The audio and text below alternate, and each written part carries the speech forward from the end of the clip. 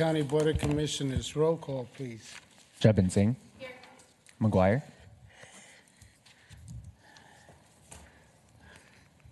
You may need to unmute Commissioner McGuire. She's not hearing you. Here, sorry, here. Perfect, thank you. Here. Commissioner McMurtry. Here. Miller. Here. Moran. Here. Zhang is a little bit behind, and then Commissioner Ortega. Aye. Could we stand for the Pledge of Allegiance? I pledge allegiance to the flag of the United States of America and to the republic for which it stands, one nation, under God, indivisible, with liberty and justice for all.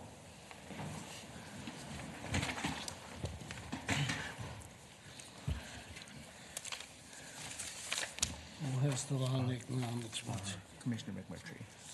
Garrison? Thank you, Mr. Chair.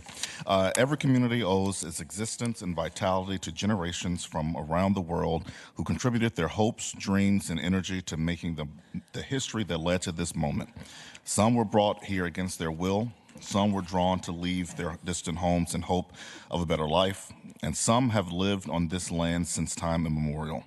Truth and acknowledgement are critical to building mutual respect and connection across all barriers of heritage and difference. We are standing on the ancestral lands of the Dakota people. We want to acknowledge the Ojibwe, the Ho-Chunk, and the other nations of people who also call this place home. We pay respects to their elders, past and present. Please take a moment to consider the treaties made by the tribal nations that entitle non-Native people to live and work on traditional Native lands. Consider the many legacies of violence, displacement, migration, and settlement that bring us together here today. And please join us in uncovering such truths at any and all public events. Thank you, Commissioner McMurtry. I'll entertain a motion on the agenda of March 17th, 2026. So moved. Second. Second. Oh. Any discussion? Roll call. McMurtry. Aye. Miller. Aye. Moran. Aye. Zhang is a little bit behind. Jebin Singh. Aye. McGuire. Aye. And Ortega. Aye. I'll entertain a motion on the minutes of March 10th, 2026. So moved. Second. Any discussion? Seeing none, roll call. McMurtry. Aye. Miller. Aye. Moran. Aye. Zhang is a little bit behind. Jebin Singh. Aye. McGuire. Aye. And Ortega. Aye. You're up again, Garrison. Yes, thank you, Mr. Chair. I move the following item, certification of property assessed clean energy charges for energy improvements. Second. Any discussion? Seeing none, roll call. McMurtry. Aye. Miller. Aye. Moran. Aye. Zhang is behind. Jebin Singh. Aye. McGuire. Aye. And Ortega. Aye. We now have a presentation by Greater MSP. Peter?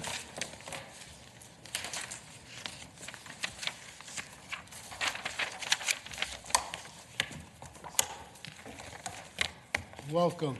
Good morning. It says I should not adjust the microphone. Can you hear me okay? Okay, I don't want to touch it. Well, it's great to be with you this morning to talk about how we can build new tax base and create more good jobs in Ramsey County, talk about the work we're doing together and the new opportunities that are underway across the region. I'm not sure how you prefer to do it, but I'm very open to entertaining questions as we go, if that works for you, or we can wait till afterwards. So just start with the basics. Some of you, we've been working together for over 10 or 15 years. Peter, can you speak a little louder? Sure. Okay. Yeah. Oh, there we go. Well, it's great to see some of you who we've been working together for, in some cases, 10 or 15 years. Others of you are, newer to the partnership. So just the 101, the Greater MSP Partnership is not a membership organization. that exist to represent entities, like many entities are. This is a genuine partnership where different organizations opt in to do together what those organizations can't do alone, what's really important to each of those organizations. It's a public-private partnership, and it continues to grow, and the performance continues to increase in an exciting way. The mission has always been the same. What we're working to do is to expand economic opportunity for people in the Minneapolis-St. Paul region and increase the inclusivity of this economy by making it more competitive around the country and the world. So the what hasn't changed. The who has been stable. There are hundreds of different entities involved in Greater Mississippi today, but the kind of core sectors that make up the public-private partnership are universities, cities and counties, corporations, and foundations. Each of those entities have a share, in this effort. Now, the why for each of those sectors is different. For local government, expanding tax revenue and creating good jobs tends to be highest on the list. For big companies, they're interested in maybe developing, big new solutions that they can sell to the country of the world, or they're working to attract talent. The kind of big idea is the whys are not in competition. When we win and we build something together, we get all these things at once.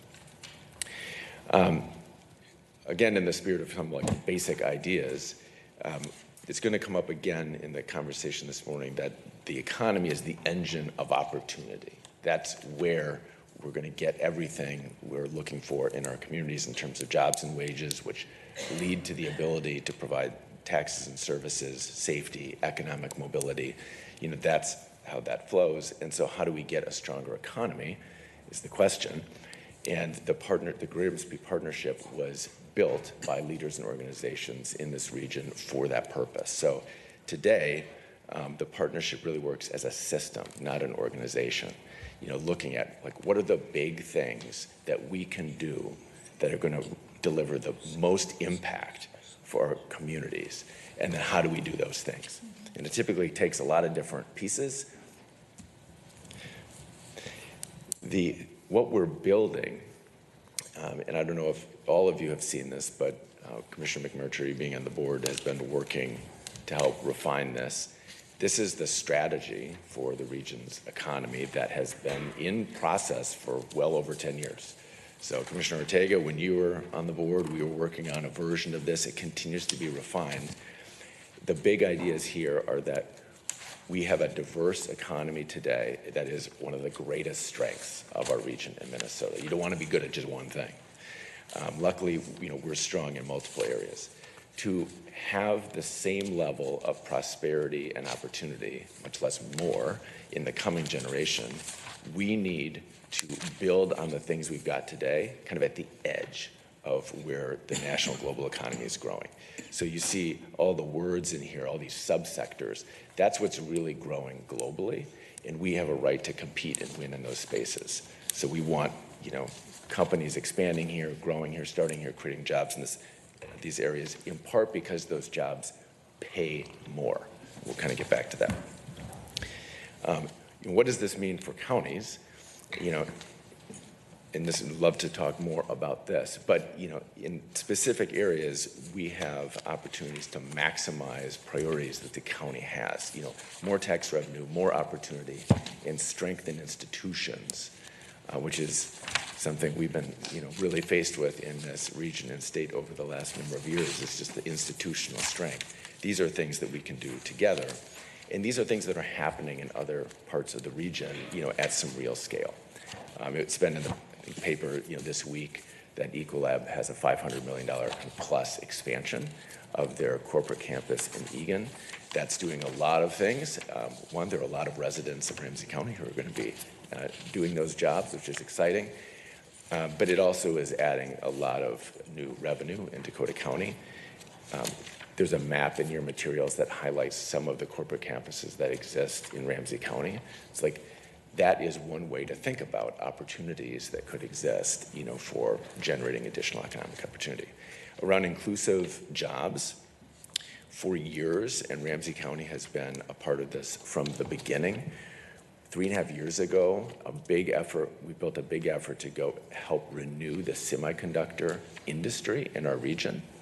That has resulted in around about $1 billion of new investment from mostly private sector and federal government into existing companies in our region. And now we're at the stage of developing the workforce that it's going to take to do that work. And we're looking at over 1,000 good jobs that we're working to train up and recruit. And most of those jobs do not require a 4-year degree, but they're all really good jobs. The nature of this work, some of the things we're going to be talking about today, if you've been kind of following the Greater Mississippi story for over a decade, starts to sound maybe bigger than things that we've been talking about. And that is reflective of how some regions across the country are thinking about this work. So our view is we need to be transforming economic opportunity in our region right now. The nation and the world are changing really quickly. We don't really have the option to maintain the prosperity we've had by doing pretty much the same thing we've done in the past. We have to do some big new things. And other regions and states around the country are facing the same thing. We've been working with Brookings Metro for a number of years. They came to Greater Mississippi and they said, we'd like to study what you're doing. We think others in the country are doing something similar. And so we've been part of a national cohort for a number of years. And they wanted to better understand kind of what the next American economy looks like and how places come together to build it. Their concept is around regional economic transformation, shifting the region's economy towards higher value industry and better jobs, helping more people move up the economic ladder. That's right. And if you look at what's on the right-hand side of what transformation will look like, these resonate with Greater Mississippi. This is how we're finding bigger things are possible. Shaping markets, building coalitions, knitting dollars together from multiple sectors to do big things. This is what it takes in this moment. It takes a team, is how Brookings put it. And that's what we find to be true. And Greater Mississippi is a way to put those teams together. So it's less about a table where we're talking about things and more like huddles that we assemble where we get things done. Brookings observe that, and they've been kind of reporting on different things that the Greater Mississippi Partnership is doing, including the CHIPS Coalition that Ramsey County has been a part of, MedTech 3.0 to build the next generation of med and food. And together we create a North American circular economy for plastic film, to address plastic waste that hadn't existed before. Sometimes you get a picture of what these teams look like. And so this is an example over the past, maybe year and a half of moments that were years in the making in different parts of the region where you saw public, private, federal, local, private sector teams that came together to build big things. Most of these, they've all been in the news, and there are real opportunities for these kinds of celebrations in Ramsey County. I'd love to be working on that. In the spirit of other places are thinking like this, Brookings highlighted what Chicago has been doing, where they said quantum computing is going to be an area they are going to win. And so to do that, they're kind of engaging in some next level coalition work. And they've taken over the old U.S. Steelworks on the riverfront and putting billions of dollars of investment. And what's important on this page is how you see state, local foundations, federal and corporate knit together to co-invest in building something big. This idea is not only happening in Chicago, but it's happening here in different things that we're building. And this is a really important takeaway from the work that they've done that kind of is at the core of why we're doing what we're doing, the way we're doing it. On the left-hand side, you see the difference between where the good jobs, the best paying jobs are in the economy. In advanced industries, the ones that are nationally and globally connected, where we have to work together to go compete and win those jobs here, they pay better. And whether you have, they don't all require a college degree, but they pay better, they have benefits, they have career ladders. We want more of those kinds of jobs because that's what it's going to take to build the kind of economy we all want. So just a couple weeks ago, some of you might have been at the Guthrie Theater where we were sharing this big idea around greater growth.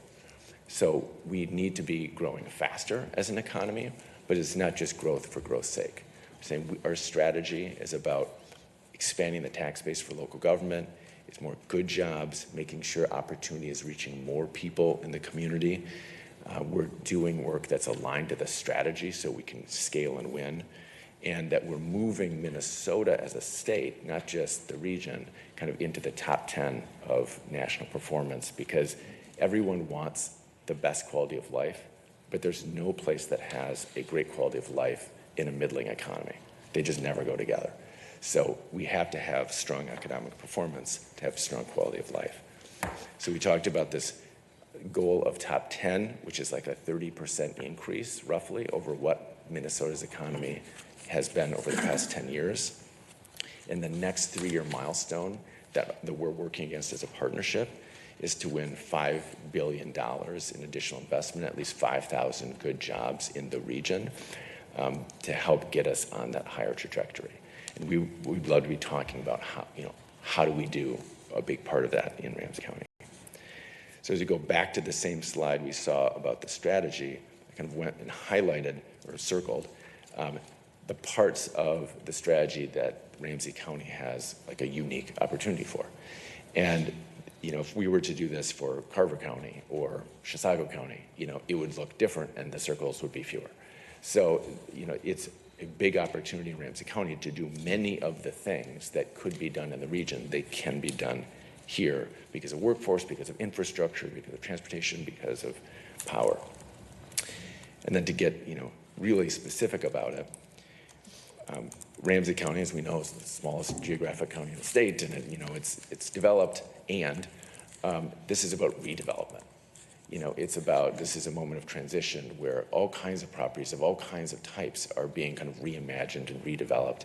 And I think for the purposes of both creating as many good jobs as possible and generating as much tax base as possible, kind of the joint aim could be how do you maximize the economic value in the areas where Ramsey County can do something big, acknowledging that these aren't greenfield opportunities. So it's like, how do we make the most of every opportunity we have? And this map is certainly not inclusive of everything, but it is illustrative of different types of opportunities that exist from Gerdau, where, we're very interested in, how might that become a green steel facility? That's a real possibility that could attract global capital, and that would be a $1 billion plus project, and it would employ 250, 500 individuals, and it's a very unique kind of property where unique things are possible. That would not be easy, but it is possible.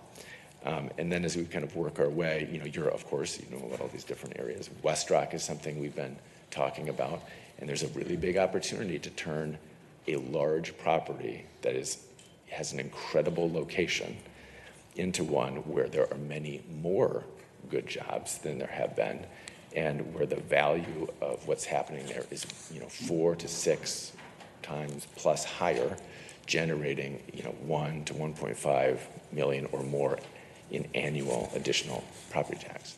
So I guess this is just meant to be kind of illustrative of the conversation we love to have. And then, if you've had a chance to see this, when we're asking ourselves as a partnership, as a region, as a state, how do we go bigger, faster? And so it's always about, projects and results, but we're thinking about building teams to take on more complex opportunities. And so unlocking these opportunities would require a kind of a team approach that's different from maybe something we've taken in the past. Oftentimes this would involve the county and the city and the Port Authority and the St. Paul Foundation and others knit together, project by project in really focused team efforts that would take some time, but then have the opportunity to deliver really next level results. So thank you for that. That may have dusted up some questions, and I look forward to the conversation. Any questions?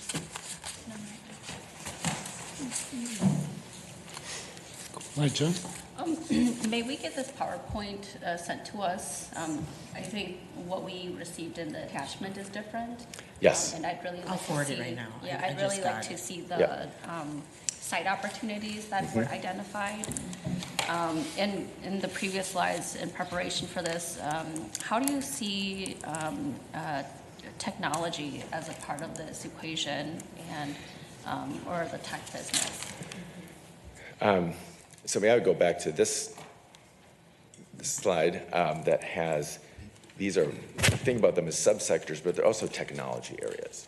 So like technology, one way of answering that question is we need more technology, advanced technologies in our economy, because that's where the growth comes from, which is where the jobs come from.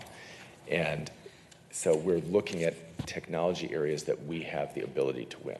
So we're not going to be developing AI chips in this region. We're not really poised for that. However, this deep tech area, for example, is like hard physical technology. And semiconductors, microelectronics, we have that, and we're investing in that. We could have much more of that. There's an interesting, as we have gotten into this work, we make chips here, a lot of them in the Burnsville, Bloomington area, and then the medical device sector uses chips. And so now there's a conversation of those two efforts, like how might we design chips here, customized for the medtech sector? There's a lot of opportunity in that conversation.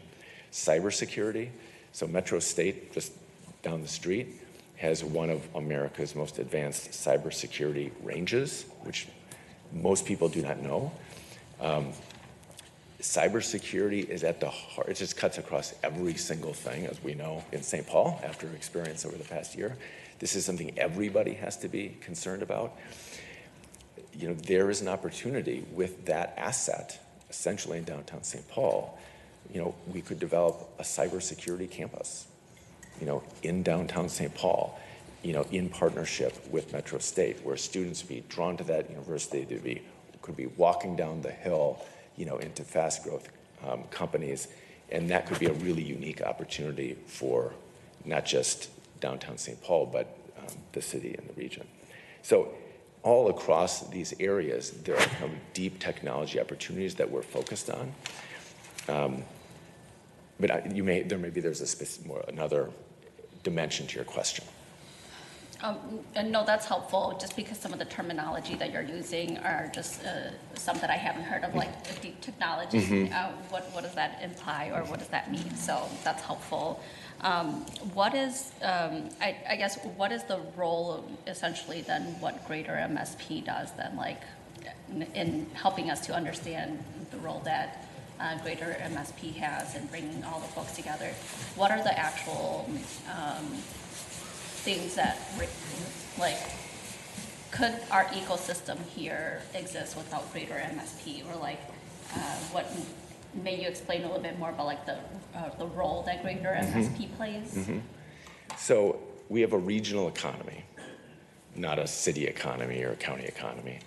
And Greater MSP as a regional team, so we can see the whole economy at that scale. So before Greater MSP, there had never been a strategy for the economy. So in 2013, when Greater MSP was created in late 2011, Ramsey County was in there from the start, said, we need to have a plan. We need to have a way that we're going to work together to win, because none of the parts of the region alone can do that. We need to see our opportunity. And so the strategy that we're talking about today is when Greater MSP created as a partnership in 2013, and then has been refining and working against. So one is, having a joint plan.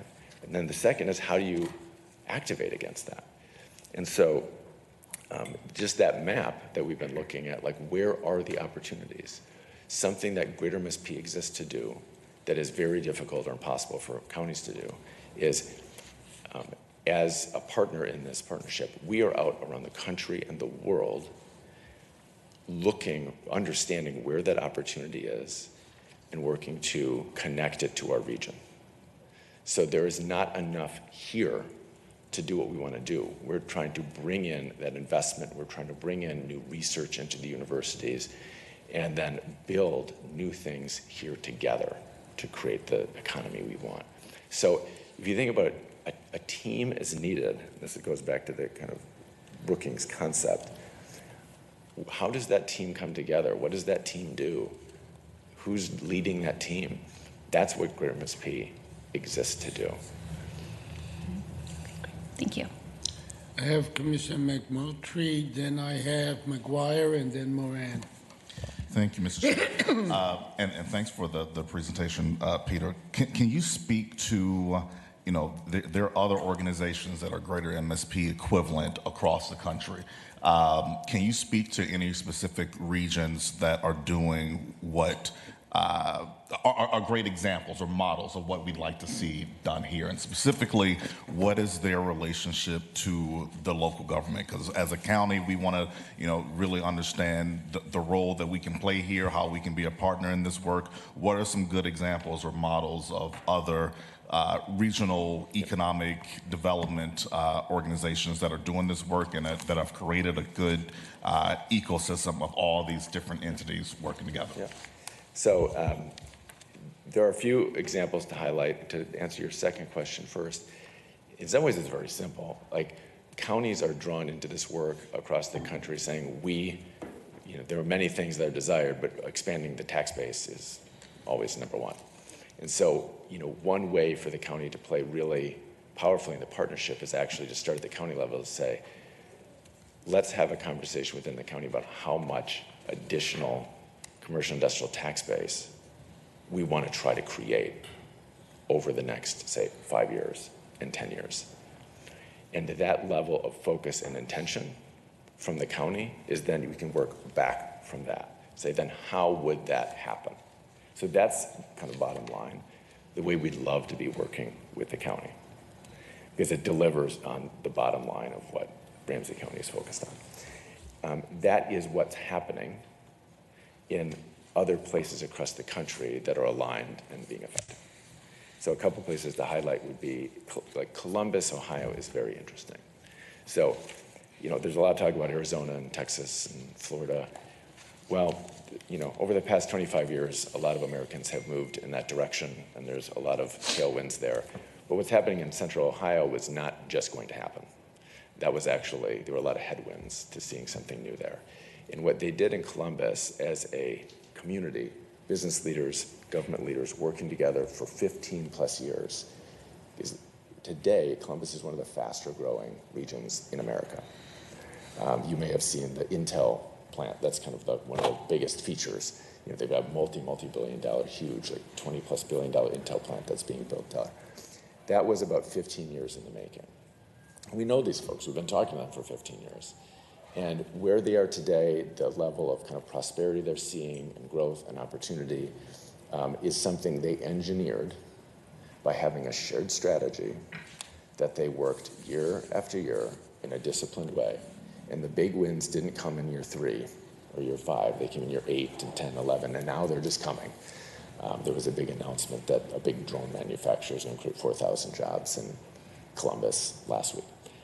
So it looks easy once it's happening. It's really not easy to get there. Syracuse, New York is another place that's really interesting where we've spent time. One of, a Rust Belt city, someplace that was really hit hard, obviously. And they were struggling in kind of every economic measure. Today, they're home to the largest private investment ever made in the United States. So Micron Technology is putting a $100 billion investment into Syracuse, New York, which is transforming the entire community. It took 10 years for them, and it was very difficult to kind of get to that point. But we've been on the ground there. We've kind of walked the streets. We've talked to the community. We've seen same thing there again. You have public and private sector leaders and foundation leaders united with a vision, working together to build an economy full of opportunity. So, there are many other examples of that, but it's simple in its core. You have leaders and institutions huddling up, saying, this is what we want to build, this is what we want, and then create a plan to go do it, and then you stay on it year after year. And that's the hard part. The discipline of years 2 through 8 are the hard part.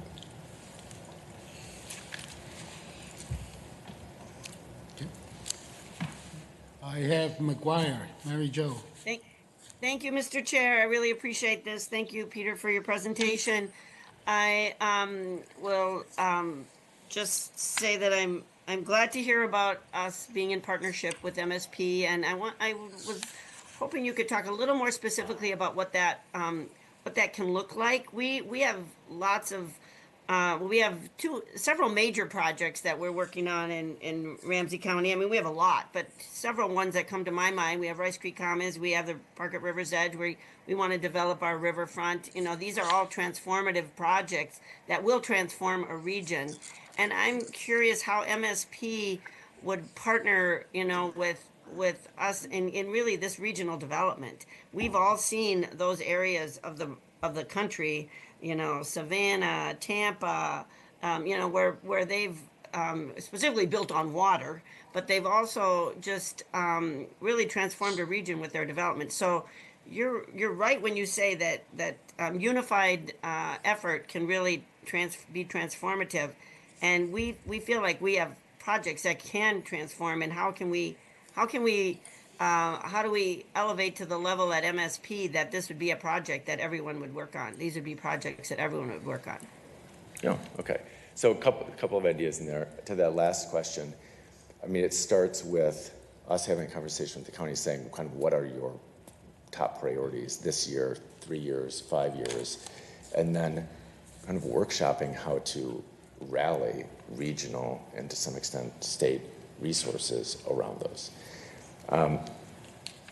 So the places in the region that have really clear views of what they're trying to build and are really focused on that are poised for success. Then to make it successful, there has to be demand. So, we can have all the plans in the world, but if no one wants to invest in that space, nothing's going to happen. And so the reason that the region created Greater MSP, in part, is not only to get folks organized here, but to help understand where is the demand we could go after and win, and that's what this strategy is about. So in Rice Creek Commons, there was a win in the last year with a company in the microelectronics space, which is really exciting. That company is part of an ecosystem. It's not one of one. There are other, microelectronics and semiconductor companies in this region, and they benefit from the talent base that's here. And so it's connected to a bigger ecosystem that we're building here. For River's Edge, I think there's some problem solving about how would a project like that work in 2026? And there are there are ideas for how to make it work. It would look different than ideas in 2019 or 2020 where office, was, a really core part of the work that was going on because there's a lot of demand there. So it's just about how do you work together to identify the demand, and then you have to go win it.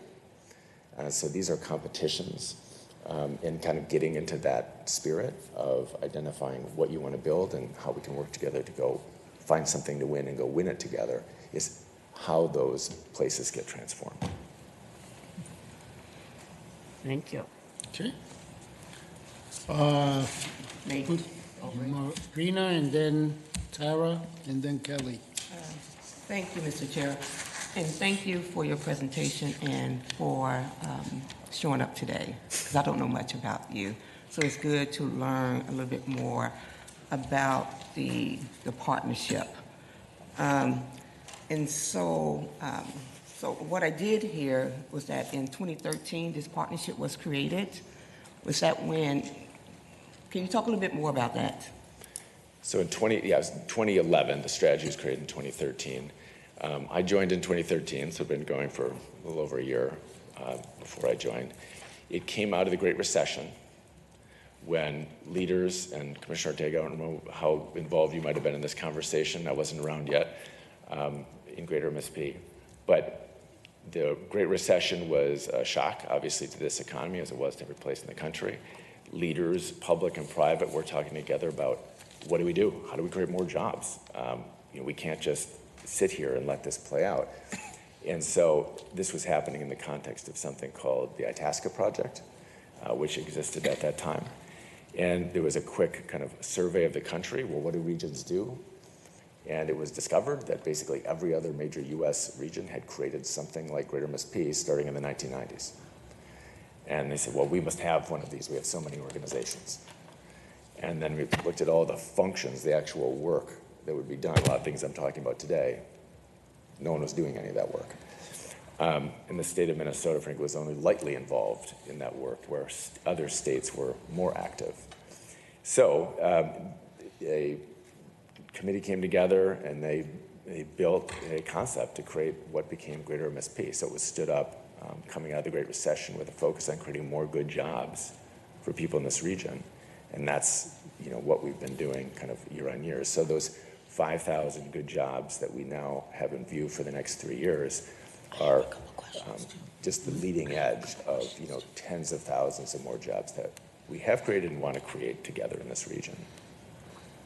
I don't know if that's getting into the part of it. Thank you for that history, and I appreciate that. I was just looking, my question was, what does MSP stand for, Greater MSP, right? And it's Minneapolis-St. Paul Regional Economic Development Partnership. Because every time I hear from the legislature, every time I hear greater, I always think about greater Minnesota, rural Minnesota, out state, right? That's how I always see the work. And then I was looking at some of the partnerships here that includes looking at the counties. Sosasco County, you have Wright County, Carver County, Sherburne, and things like that. So, so what is that, what would that partnership and initiative look like for a county like Ramsey County, as Commissioner McGuire talked about, some initiative that we hear right here, because we need to grow our base. We need to grow our tax base. We are a county that allows people to come into Ramsey County and get services. We never ask where you come from. Yep. We just serve, Yep. right? But that's taxing folks in Ramsey County. And so what is Greater MSP relationship and partnership with Ramsey County, and what do that look like? Well, we've been in relationship for a number of years. I know we give you money, but the relationship we'd love to. The one we'd love to have now, I think that meets the moment, is again kind of getting back to kind of a sleeves rolled up workshop style. How much tax revenue would the county? What's possible? We could work with commissioners and staff. Part of what Greater MSP has is lots of analytical resources that are available to every member of the partnership, modeling, analysis, and identifying, what's the appropriate target or possible target for additional tax revenue, and then what would it take to get there? I mean, it would essentially mean winning and building a set of projects. So, it's quite straightforward in one sense. You look at West Rock, you're like, well, something's got to happen there. It's like, well, what could happen there? And there are like just a handful of things that like the market would do in that space. Some of them are not very high value, and others are really high value. So, for instance, like what if we work together to come up with it'd be a multi-year plan to kind of clear that space, clean it up, and we could build a med tech campus on that property. You think about Minnetronics as an example of kind of what exists. Is that in Ramsey County?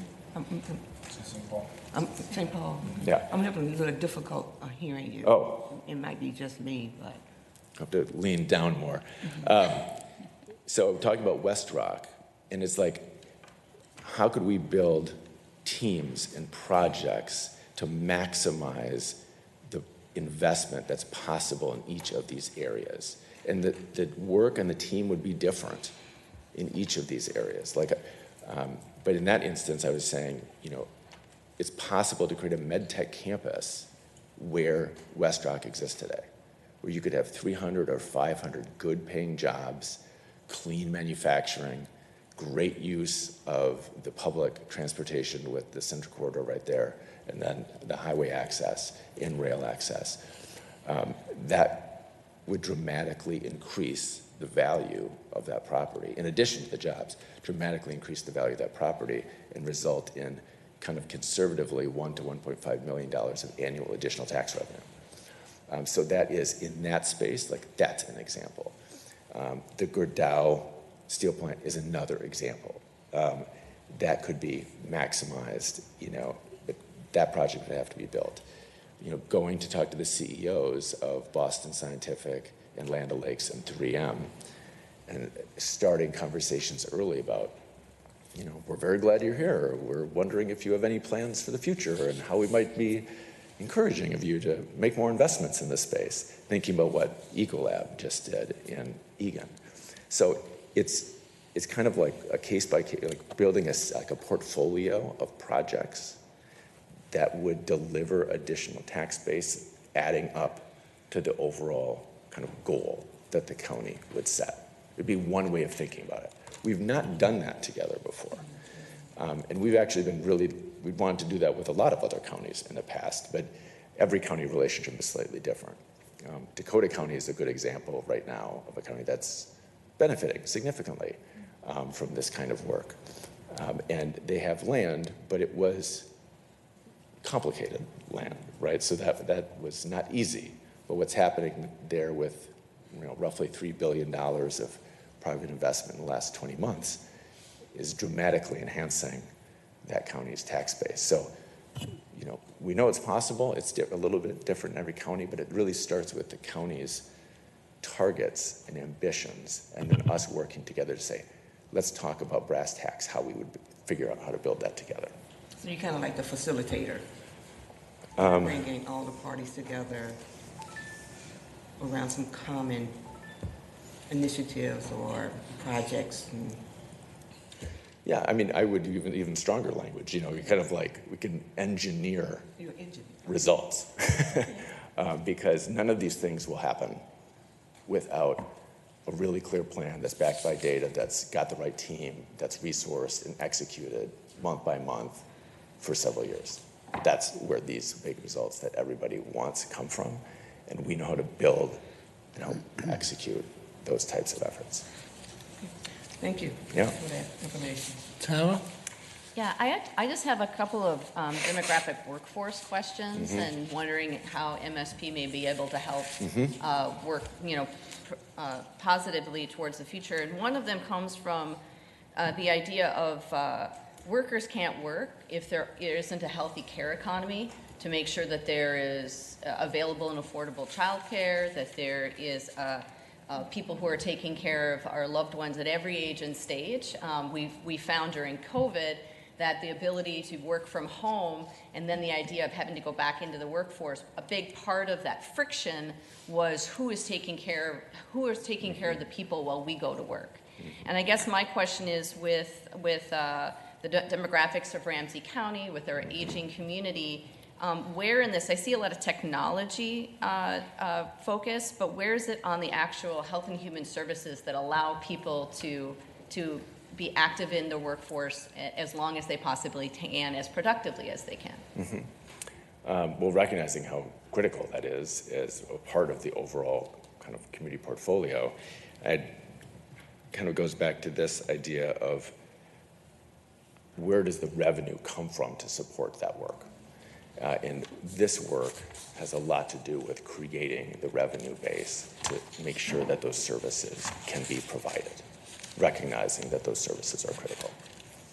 Well, I guess I'm not talking about about tax dollars for Okay. public services. Okay. I'm thinking of the fact I was a stay-at-home person for a long time because I was taking care of aging parents rather than being in the workforce when I could have been. So I guess one of the questions I have is, as we have more and more folks who want to be participating in workforce, how do we make sure that the care economy that supports people going to work is there in our area? That's a great question. I certainly don't have the answer to it, but what I could say is, having been in this work now for 13 years ago, no one was talking about that. 13 years ago, no one was talking about housing. No one thought that was an issue. That was relevant to supporting economic success. Well, today, obviously, it's like core.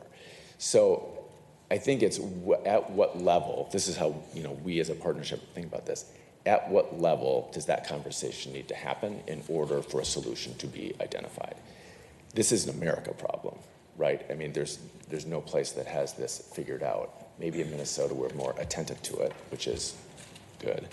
But the state certainly has a very important role to play in coming up with some scalable, sustainable solution. And increasingly, if I go back 7 or 8 years, MSP didn't have much interaction with the state of Minnesota, frankly. Today, because the scale of things that need to be built are so much bigger, we are working with the state all the time in different ways. So I would suggest that one thing we could be doing that hasn't been done yet is having counties and others who want to have that conversation huddle up, identify, and I don't know, maybe this is already happening. I would assume it's happening at some level in kind of human service conversations. But what we could do is come behind some of those conversations with some analysis or with arguments or justification about how that's connected to the broader economic aims of the region or the state. And then we could sometimes help amplify those conversations at the state level when that's helpful. My other question, I think, is more specific as far as demographics to your tech focus, which is, Minnesota has been, one of the reasons why Minnesota has been such a strong and diverse economy is because we created communities, we created educational institutions, we created places that really drew high-level talent from around the world. When we look at our doctors, when we look at technology at 3M, Medtronic, and we have just hit, on a global setting, the biggest hit against Minnesota looking like we are a welcome community for immigrants. And one of the questions that I have is how are we, I will say that, let me rephrase that. The last few months that we've had made it very, very difficult for anybody who is an immigrant or wanted to think of immigrating here to consider this a welcoming community. On the flip side, our community stood up and were a mirror to that and said, this is who we are all neighbors and wrapped around.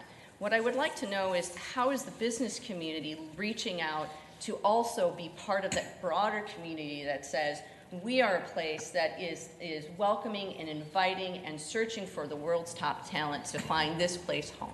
Yeah, well, I mean, in one sense, like that's core to their business. It's one of the most important things they do because without the right people, they can't do their jobs, and they're looking around the country and the world for the best people to do that work, and they want them to come here. So they think about it all the time. We've been working with companies in various ways over a decade to help them reach out to talent, recruit them here. There is more of that to be done. The pandemic really disrupted in very significant ways kind of how that's working. So we're working this year to kind of put that back together and restart some of those efforts. But Obama is a super high priority for the companies. The point you raise about the visibility and the exposure that Minnesota got is kind of complicated, right? There were several different messages, I think, that the world saw coming out of Minnesota. And what we want to do as a partnership, and one of the things we exist to do, is send messages to kind of follow up, come behind this experience we've had this winter, and say, we are a welcoming community. We want you here. We're ready to welcome you here. This place is safe and ready for you. And everyone saw the spirit of Minnesotans and how they came together to support one another. And that's a very attractive, somewhat unique quality. And so we're not shy about promoting that. And we're sharing those messages. Yesterday in the Netherlands, we had partners kind of working to have that conversation. So it's global and it's national. Okay, Kelly? Okay, I had a couple of the similar questions. I looked ahead and I saw some of your areas of strategy, and I guess you keep talking about tech, but you keep talking about these big, beautiful campuses, and like you said earlier, Ramsey County is the most developed county. When we think about development, we have to think about redevelopment, but we also are shortage on housing, we're also shortage on jobs, so I can see how this can relate. But if we're bringing in big tech companies, do we also have the workforce in our own communities that can fill those roles rather than have people move into our, I mean, not that we don't want people to move into our communities, but I don't want to put us in a situation where our communities are moving out. So even some of these areas here, like Snelling University Tech Zone, well, that's in the heart of a community. So how big are these tech zones going to be, and how are you going to work with the community on that? Or is that kind of, I understand you're also the facilitator, so I'm trying to get your opinion on where your role is in making sure that the developers, the companies you're coming in also think of the community as a whole. Right, right. Well, whether it's an investor or a private company or a developer, they can't be someplace that people don't want them, ultimately. There can be a lot of conflict, but... I mean, look at data centers, I mean. Well, we're glad to talk about data centers if we want to. And but, I see that's on your list on one of the slides too. Yeah, I'm glad to talk about that. But so part of what we do as a partnership is say, what is possible? Yeah. And so this is creative work, right? So this is not managerial work. It's not administrative. These aren't programs. It's like there's envisioning here, right? So Snelling University, it's like something that could happen there is you could have a tech zone. There's not going to necessarily be a tech zone. There won't be one unless someone does something. But the idea is you could put high technology jobs there.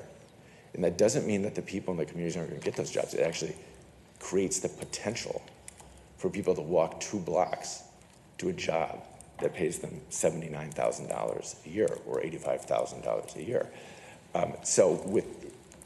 It's very much about a synergy, and rather than starting from a point of conflict, say, well, going back to the why wheel, who wants what? What's possible? How might we do that? The Groundbreak Coalition, which I haven't mentioned yet today, but it's really important for Ramsey County's opportunity in speaking to this. I don't know how familiar you are with the Groundbreak Coalition. Some of you are. It's a huge opportunity for this region. It's a kind of nation-leading, innovative, inclusive effort that combines the kind of economic power of financial institutions with community priorities. So it's kind of like taking community development to the scale of community need. Mm-hmm. This is one of the major innovations to come out of the murder of George Floyd. Its focus primarily is in the Minneapolis and St. Paul with communities of color, but it's also in other parts of the region. So today, there exists a kind of financial mechanism that can be brought to the table to support making visions real. So around Snelling University, for instance, where we want to have conversations about how can we accelerate development of projects that deliver a lot of things at once. So CVS is coming down. Mm-hmm. It's like, what could go there? Well, we could envision what would be ideal from a wealth building standpoint would be to create 50 or 75 or 150 condo units so that people could buy into that area and capture the value of being across from what's going up in United Village. Because the value of anything that's built there is going to go up, as we know, everyone owns a house. And that's how we can be thoughtful and strategic about creating wealth for people. And that could be done in that whole area. It won't just happen. And so we're kind of in a moment where these are the kinds of conversations we would like to be having with the county. Because it's not just the county, it's certainly the city, and there are a lot of other participants. But if they're kind of how might we conversations, and they're like, what would success look like? What's a version of this that would feel really good? And then how could we get there? I mean, that's the nature of the kinds of, since this is building and solving and creating, those are the kinds of conversations that we have. Okay, and then just one quick follow-up. I know River's Edge is one of our main priorities right now to develop. You talked a little bit about your role. Does Greater MSP also have a role in investing in that area as well, or is it just at the high level, hey, this is what could go there, should go there, but good luck with the funding? it's probably something in between those two options. So we're not a financial mechanism. So we don't have $1 billion to put into projects. But what we do is we go out and we bring investors to projects, Okay. and both nationally and internationally. Okay, thank you. Yep.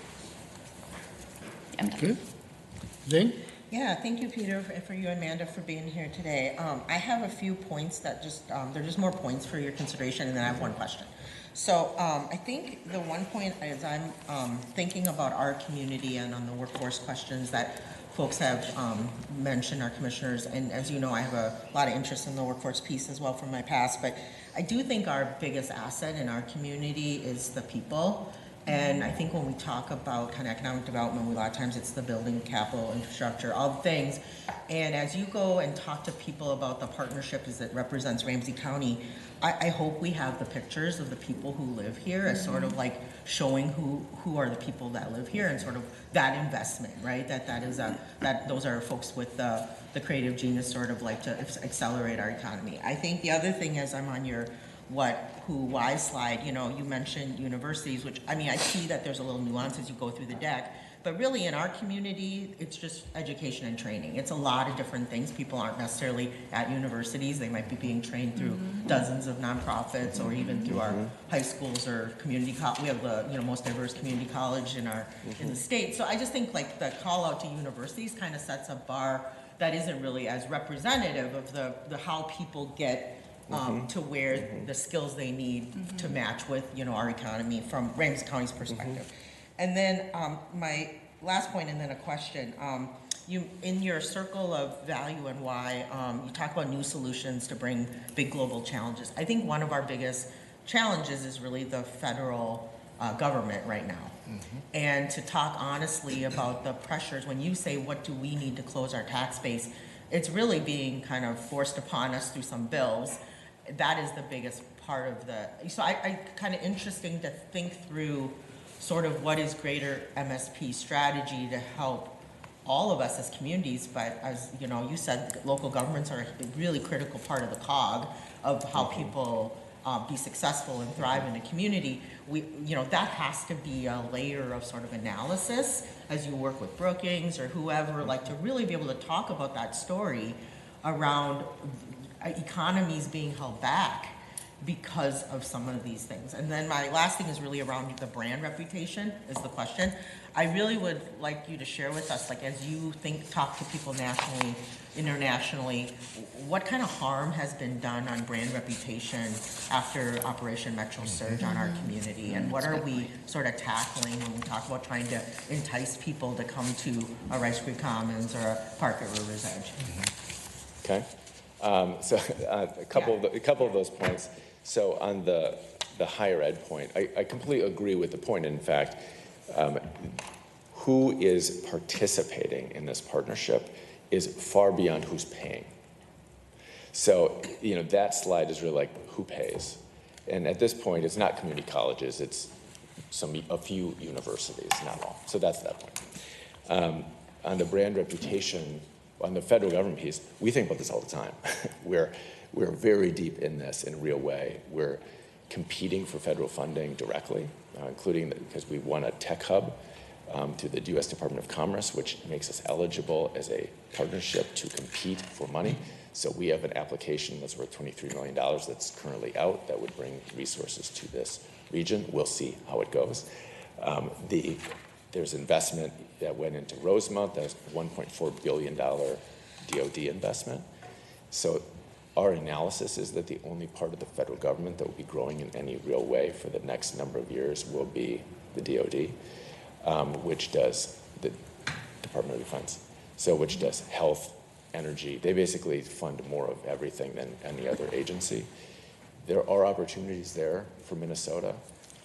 It's probably important for us to find ways to kind of get venture funding into the economy that we're trying to build, because that's where the federal funding is going to be. So we think about it all the time.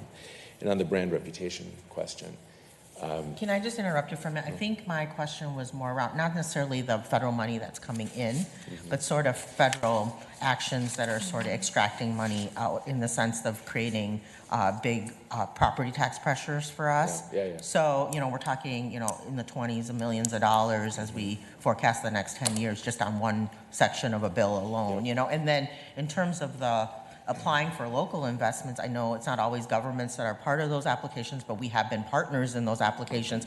We, as a value-based organization, we'd have some real problems with some of the stipulations in some of those federal grants as well. So that's kind of what I'm talking about, not necessarily like, what's available to come to Ramsey County, but that federal government has kind of created significant barriers to it making federal money useful to Ramsey County and creating additional pressure on our property tax directly.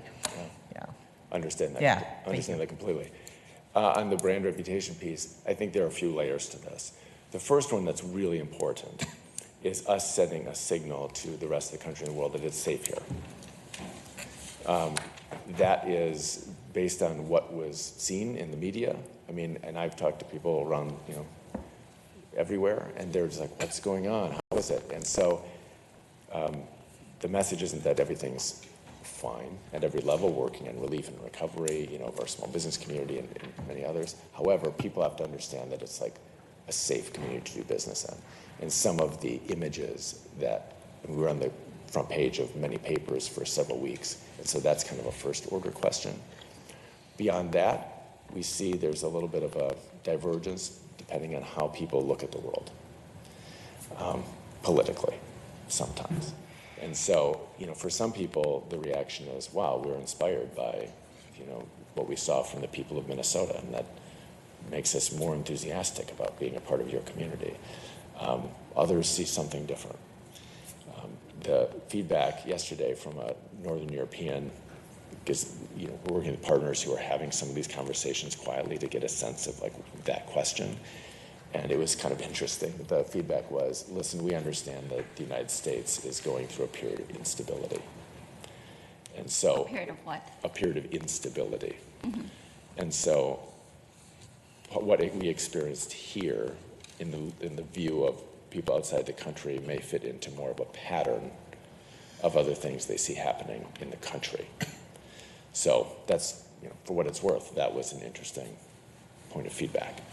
And then those people said, okay, and that said, we still want to access the U.S. market, and we want to be in a place that wants to work with us and where it's easy to do business. So how can you work with us to make that happen? So there's no one conversation, but those are different dimensions of a very complex set of reactions to a very challenging experience we had. All right, are you done? You're done? Yep, Good? thank you. I have Rena, Maichung, Garrison, and then Tara. Let me just open up by saying I agree. I think I heard a few folks say that people in our community are our greatest asset, right? Ramsey County is one of the most diverse county, very condensed, and we thrive, and that's what we love. We love that diversity, right? And, as we talk about university and Snelling, which is my district, part of my district, and what's happening on that corner, the soccer stadium is there, appreciate it. They're doing some more work in that area right now. As we think about big tech coming in, and the value of who gets those jobs is just people from the outside coming in, getting those jobs. And the impact, I would love a greater tax base. Let's just say that for clarity. But what we also know happens when a lot of that type of development come in, and we want development, gentrification happens, right? And for those who bought their homes in that community, love the neighborhood, loving having access to transportation, are often pushed out, right? And so I think, as we look to like greater MSP and the work that you do and the conversation that needs to be had, my hope is that we can have some of those conversations that really pushes people out of the community that they love, right? Because of increased property taxes and things of that sort. And I say that in conflict with a county who say we need a tax base. But we have to also value the human capital that we have within our community. So I wanted to say that, and then I am, I opened up by talking about the partnerships in greater MSP, which states that the partner is really local, right? Minneapolis, St. Paul. But I'm struggling with what that partnership looked like with all the partners that is a part of greater MSP. Because I can, and how, can you talk about how is there a decision-making process that comes in from the partners, or do all the partners just pay in so that you can direct what's happening? Or is there some real decision-making that happens around what that looks like? Yeah. Can you talk about that? Yeah, it's a good question. So one way I've learned to say this is that GRIMSP is governance light, but leadership heavy. So say that again. That GRIMSP is governance light, but leadership heavy. Okay. Because we don't administrate anything. There are no state funds that flow to GRIMSP. This is all things we do and build together. So it requires the leaders and organizations that are part of GRIMSP leaning in to say, how do we build something? And it's not one thing. I think this gets to the other part of your question. We're all not coming, all those logos on that page, they don't agree on much at all. But what they generally agree upon is we want more opportunity for people in this region. And they all realize the limitations they have, even if they're Cargill or the University of Minnesota or whomever, like bigger things need to get done than they can do alone. And that's kind of enough to kind of get things going. And then what we're doing is we're together, and Commissioner McMurray being on the board is seeing how this is working, building teams to get real things done. I'm going to go back to something that, to Commissioner Miller's point and question, and so what you were saying around Snelling University, like there are ways to do both of what we want, because if we design it, right? And so it's like, well, if we sit down at the table and say, what don't we want, right? Well, we can, this isn't necessarily about, we're not trying to build a hyperscale data center, next to Allianz Field. Nobody wants that. But by tech, it could be 250 technology jobs of a bank that's already in the region. Those jobs could go in any place in the country. But if we work to get them there, those are jobs that a lot of different people in the community could get, for example. Not to over-anchor on But that has those to be type of jobs. intentional. Well, Right. I'm saying, like, very, very intentional. everything we do is deeply intentional, because none of it happens Yes. by itself. Absolutely. And so when we talk about engineering and designing, those are very purposeful words. And so, out of this conversation, what we're really eager to do is it starts with the county saying, this is what we want from an outcome standpoint. And then it becomes a how might that happen conversation, bringing assets from outside the county into rally around making those county priorities real, not just from the region, but the state and the country and the world. Okay, one last question, because greater MSP is, from the title, is local, Minneapolis, St. Paul. Is there conflicts with having rural counties engage in this? And what's the benefit? Well, I mean, frankly, there are conflicts between Minneapolis and St. Paul, and there are conflicts between Hadley and Ramsey, right? So it's like a different type of conflict, though. Well, it shows up, and in reality, it's all kind of similar. There are very different points of view, and it kind of goes back to the circle of the why. GRIMSP is a combination of many different types of diversity in an effort to maximize the value of all that diversity. Sector diversity,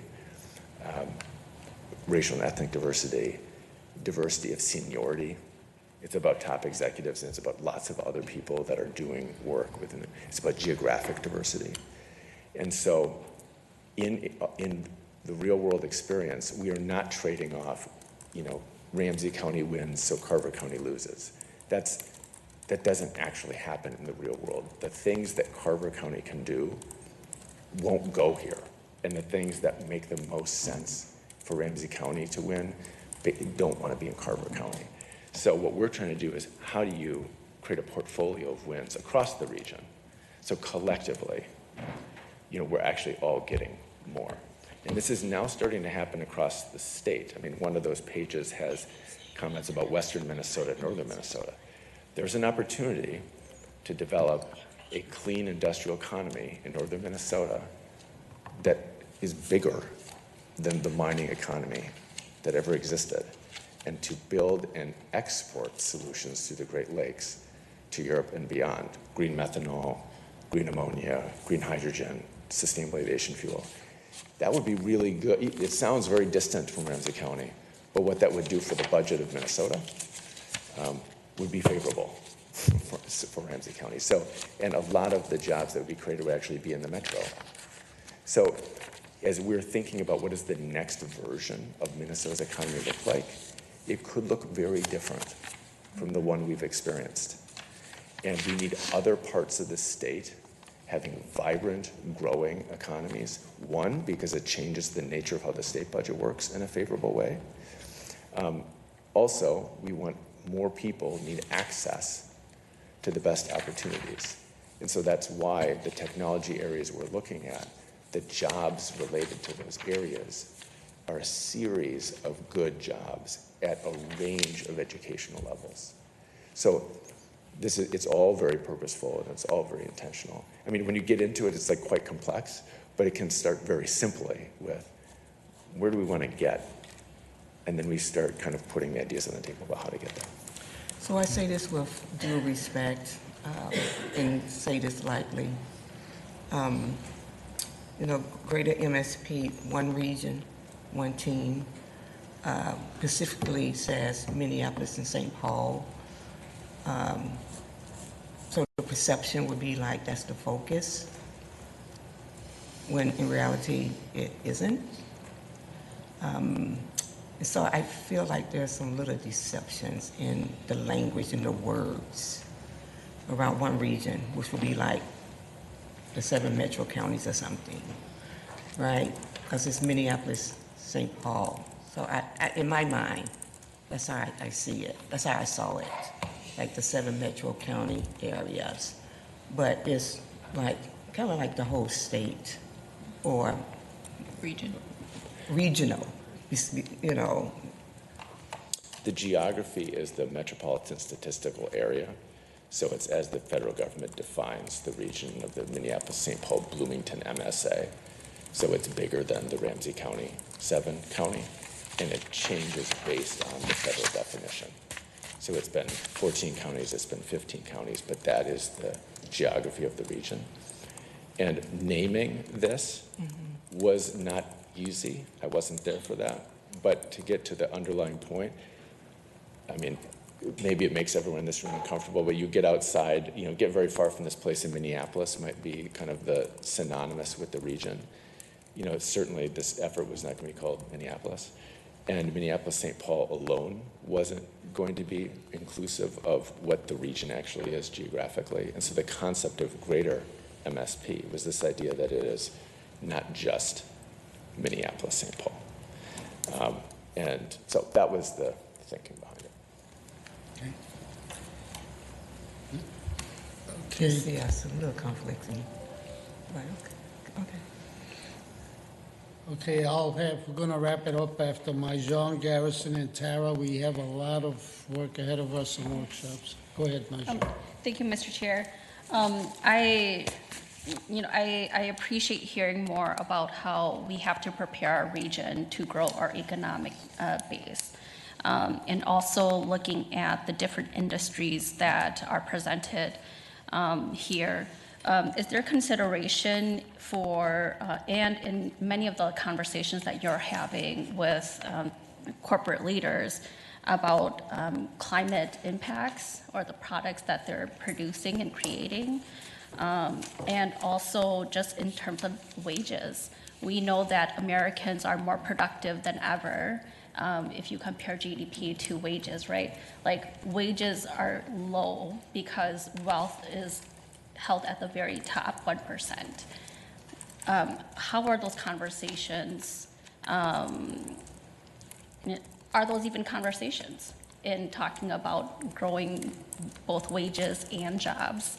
And in addition to the partnerships with, expanding or the strategy, are you counting new jobs, and not just moving jobs from like one corporate campus to another? That's a good point. So we'll kind of take those. And so on the last one, it's new jobs, new or retained jobs that sometimes could be lost if they could move, and we could lose them out of Minnesota. And so those often have to be one. So retained and new jobs, not counting jobs moving from one part of the region to the other. That's not work that we're engaged in, to the last question. Okay. On the climate, in fact, and this is kind of part of the greater growth idea, kind of the big thought here is we have to have a very different kind of economy if we want to have the world that people want to live in. And that means we need more jobs, which is going to be tough in the age of AI. There are headwinds coming, and we have to be more focused on creating jobs than we have been in the past 10 and 20 years. So it's more good jobs. We want to create an economy that is creating solutions that enhance the world. And so the sectors that we're talking about, there are missions. There's something in your packet, you've got it, Commissioner McMurdy, in front of you, but there's a page that highlights the missions behind each of these big parts of the economy we're building. Improving the health and wellness of the world is the mission behind what we're building in med and health tech. Leading North America's clean transition so we can have an economy that is, we're creating jobs and creating profit and prosperity here by creating solutions to climate problems around the country and the world. That has to become a big business, in this generation. And we're positioning to lead that business with things like we have built an economy around sustainable aviation fuel. So the global problem, is like airline travel is very hard to decarbonize, and the only technology that exists is something called sustainable aviation fuel. That doesn't really exist anywhere in the world at any scale. So for 3.5 years, we've been building from scratch a new industry, a new market that's worth $20 billion to the state of Minnesota and 40,000 jobs. But it also delivers to our airport sustainable aviation fuel, so everyone flying out of MSP International will have increasingly more sustainable flights. And we're teaching the country and the world how to decarbonize air travel. So that's an example of a very big bet that we've placed on building our economy and creating opportunity by solving climate change. Mm-hmm. And that's one of several of those kinds of efforts that we're engaged in. Yeah. And what about wages? Was the question about wages, is it being discussed? Yeah, about wages, about in general, like, the conversations with the partners that you have here listed. Are there conversations about wages? We want higher wages. So like in some ways that's the point. So we want more good jobs, thousands more good jobs, paying more. And so the reason the strategy is what it is, and the reason why it's anchored on technology is because those jobs pay more. Mm-hmm. And it gets there's the Brookings slide that had this split is an example of how that shows up. Mm-hmm. The kinds of jobs we're going after are the advanced industry jobs because wages are so critical and because those jobs create more good jobs within a community. Mm-hmm. Okay.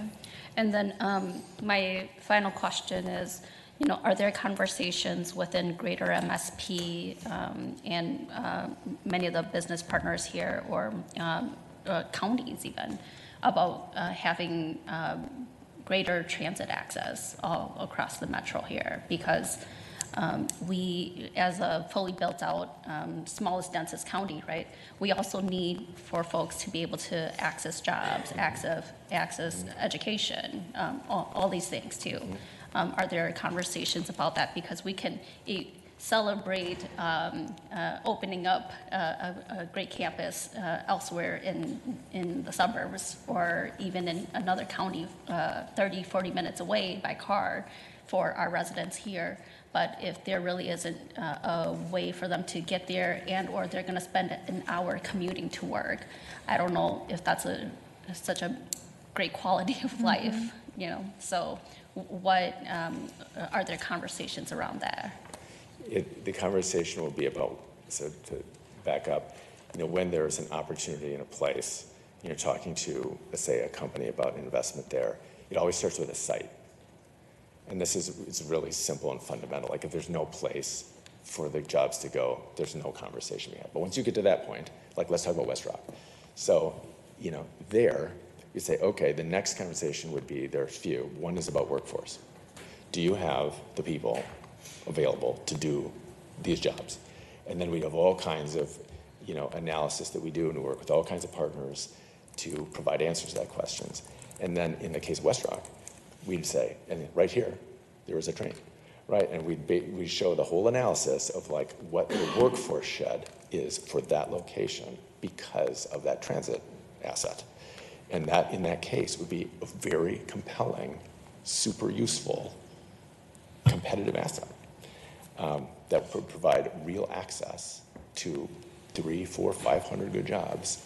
You know, I mean, we all know kind of like the travel shed, you know, of that route. So yes, and it's very practical and specific, and it's part of a problem-solving conversation that we'd have. And we have conversations with, I mean, kind of to something you implied there, you know, it's like if a company said, well, I'm looking at building over here, and we need 500 workers who do this. And we're like, well, that may be a challenge, right? And so we, you know, have honest conversations about how that might or might not work behind closed doors. Okay, great, thank you. Yeah. Garrison?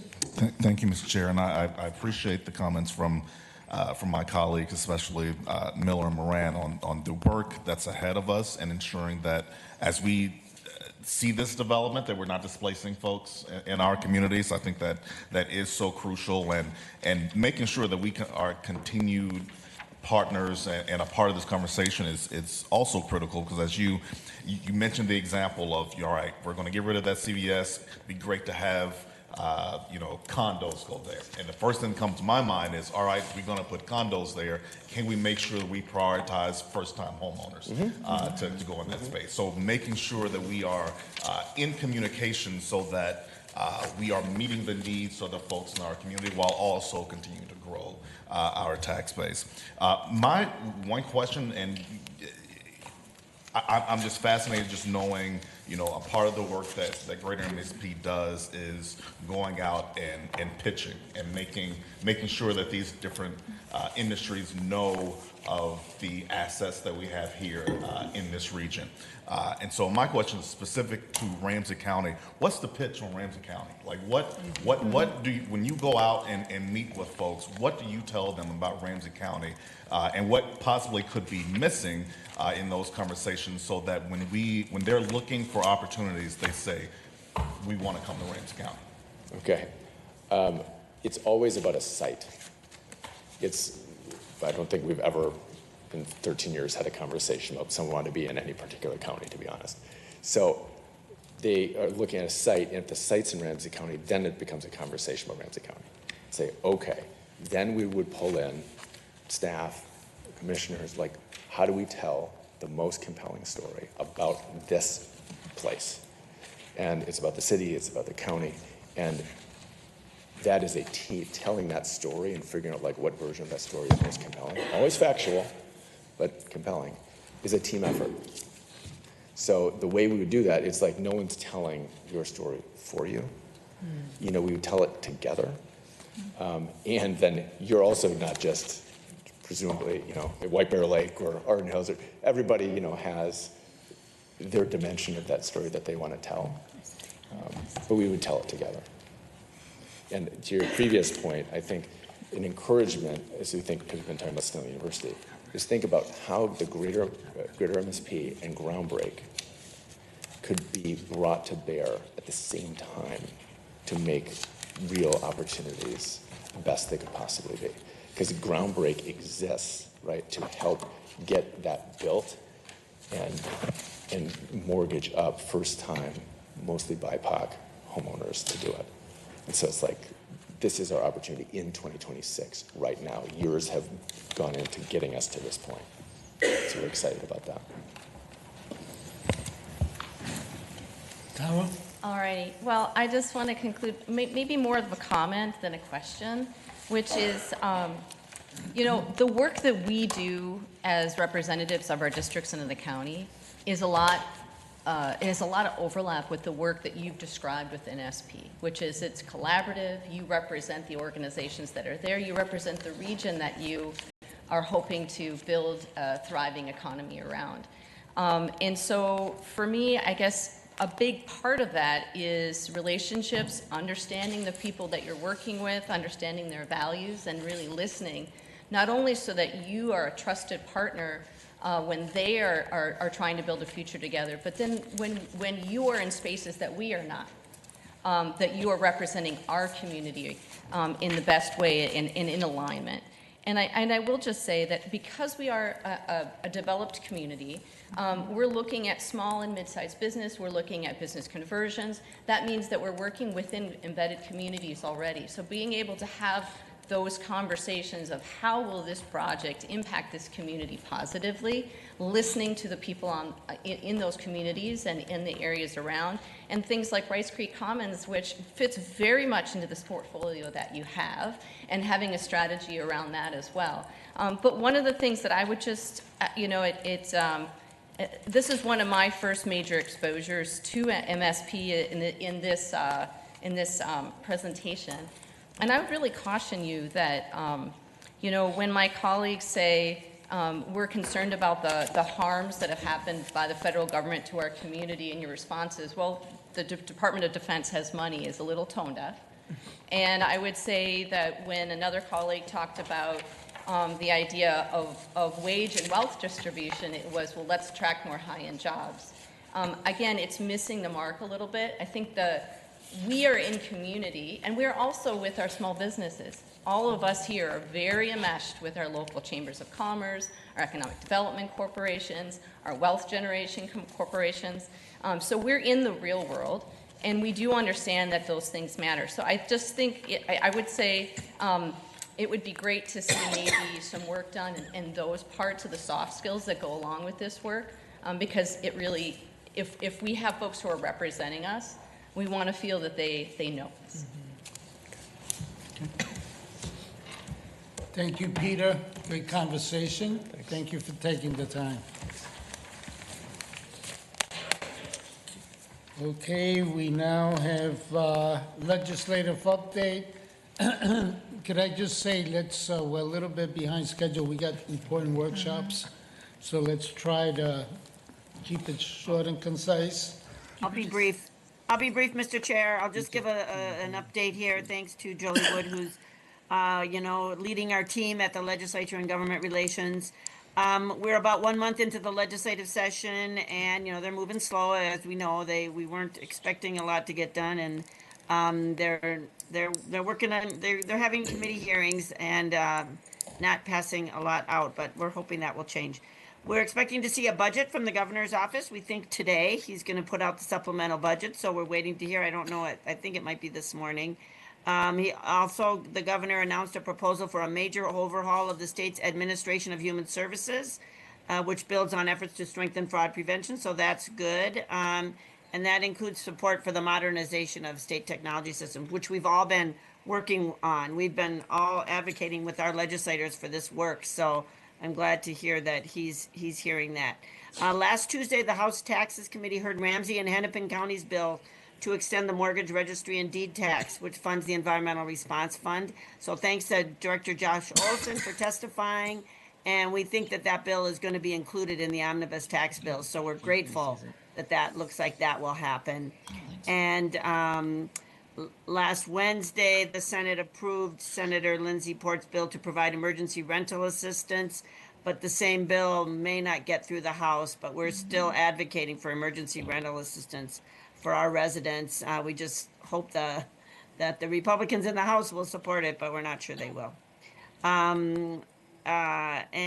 We did last Thursday, House and Senate committees passed a bill that would establish regulations and penalties on the unlawful shipment of infectious or pathological waste to unapproved solid waste management facilities. This is a priority of our Ramsey Washington Recycling and Energy Board, and it's going to move on to other committees in both chambers. So we're grateful for the work that's being done on that.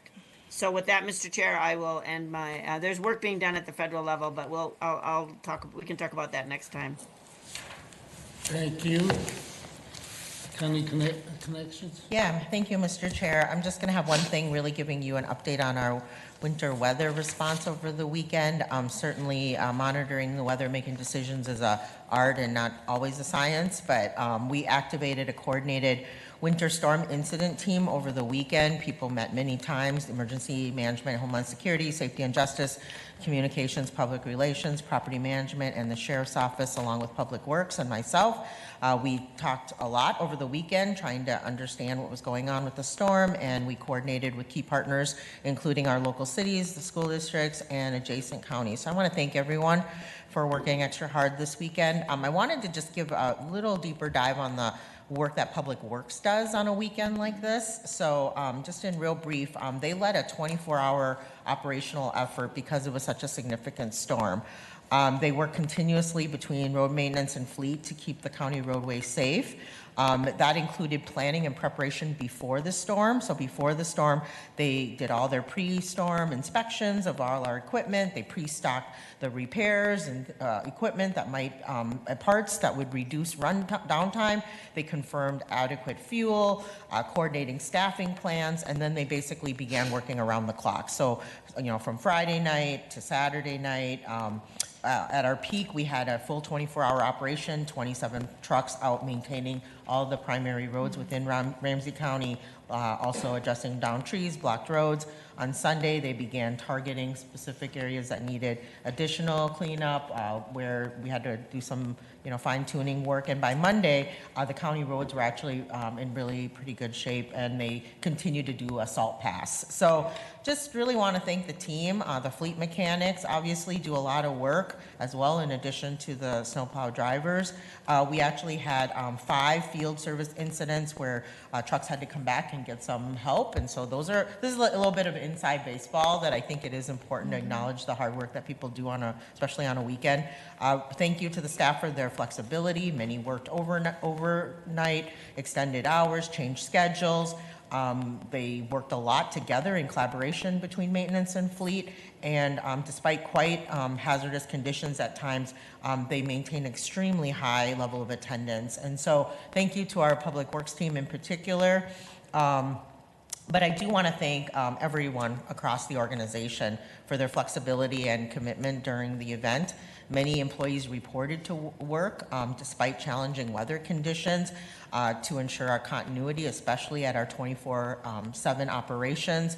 And a special thank you to the Sheriff's Office. They actually assisted with several transports to help staff get to and from work safely so we could maintain those 24/7 operations. So again, I just really appreciate the work that everyone did. Many people, just worked throughout the weekend. So thank you. Thank you. Outside board and committee reports. Mike Sean, you want to begin? I'll just, thank Commissioner Miller for having me with her for the Waldo grand opening in Maplewood. Yeah, thank you, Mr. Chair. I know we're behind, so I'll just highlight a couple of things. The JDA for Rice Creek Commons met again and last week, and we are getting very close to finalizing the design plans and approvals for the Spine Road, hoping shovels in the dirt to get that project going.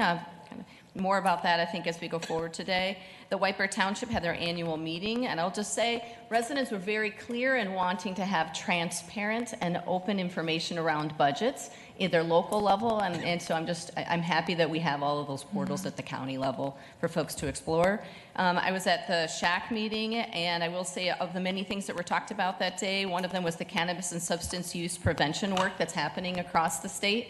And I think this is really important as we legalize cannabis use to make sure that we understand how our public health is getting education out to our families and communities about early onset psychosis that can happen when youth under a certain age use marijuana, especially the potency of products that are out there now. So continuing to encourage that work.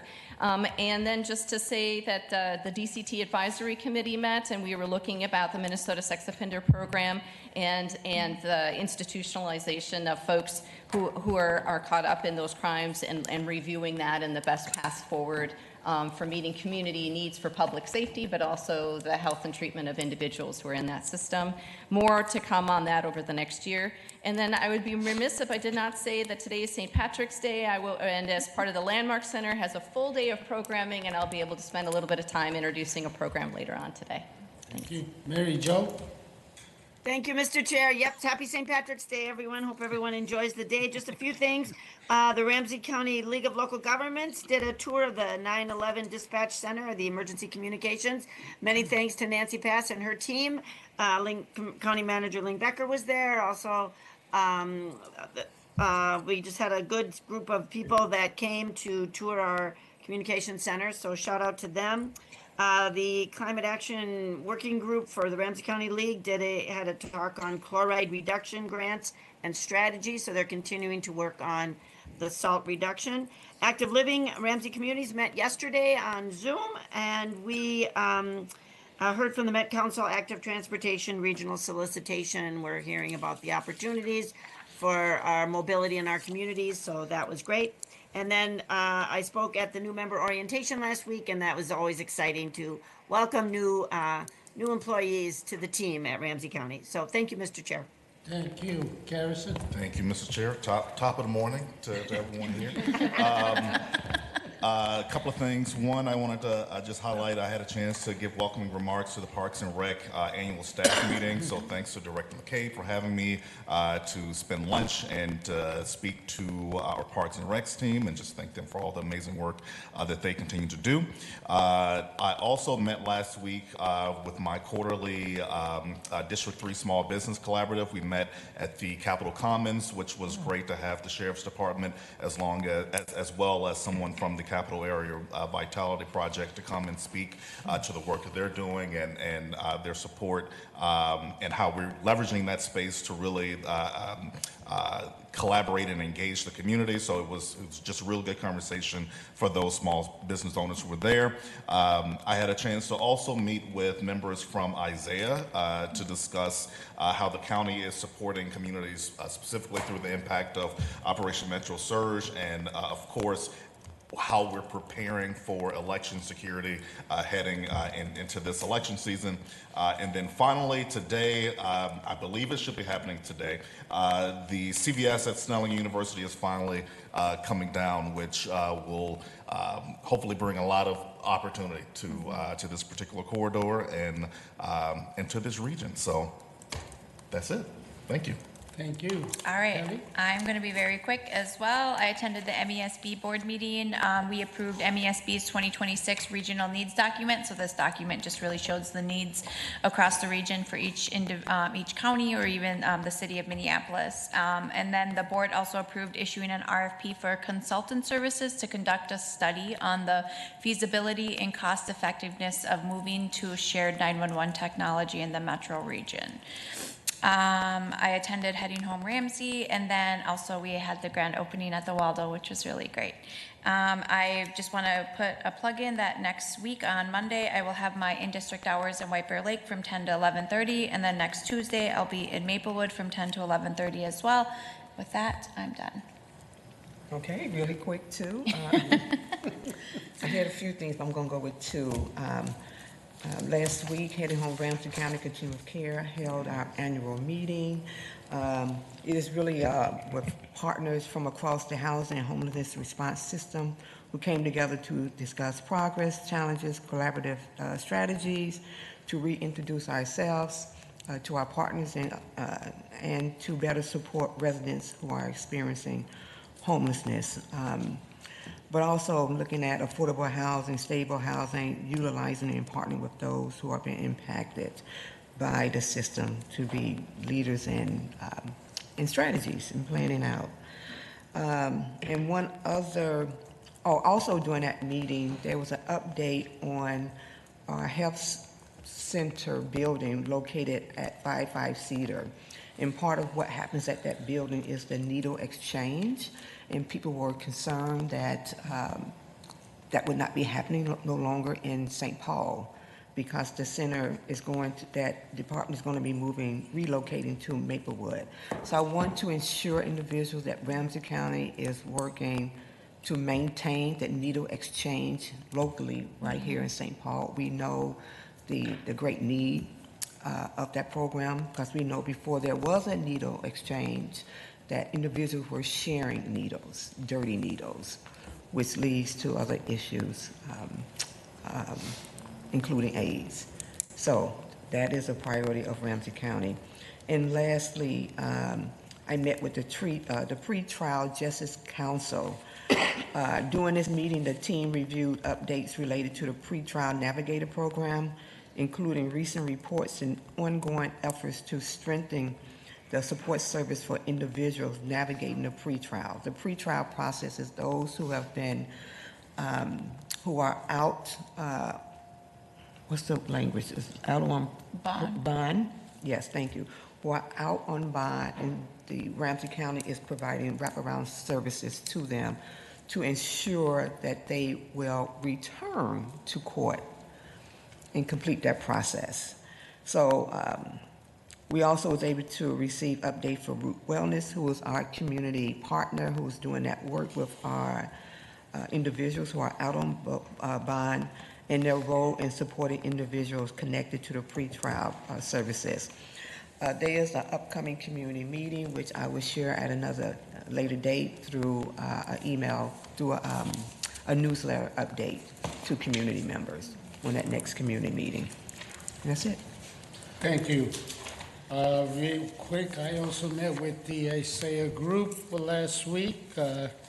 They are very knowledgeable and on task, making sure we do our jobs. Also attended the Minnesota Landmark Center, the Violence Reduction Leadership Group, and then I also had spent an hour with about 4 Humphrey Policy grad students who are working on their papers. So they did a good job. Moving forward here, we have coming up a regional rail authority that hopefully we get through that very quickly.